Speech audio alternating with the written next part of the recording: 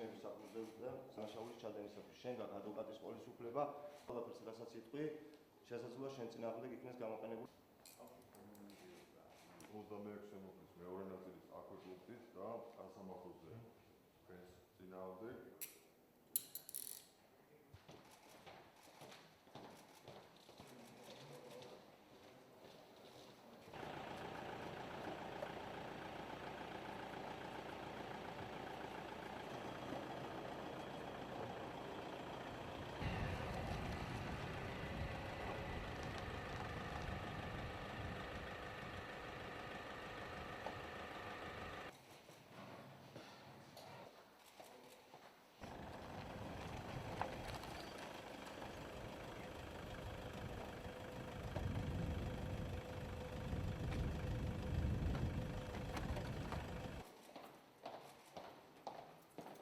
სამხედრო პოლიციამ ორი პირი დააკავა. საქმე ეხება მხარდამჭერ ცერტყრწანისში 9 მარტს სავალდებულო სამხედრო მოსამსახურეთა შორის განხორციელებულ ფიზიკური ძალადობისა და გამოზავლის ფაქტს.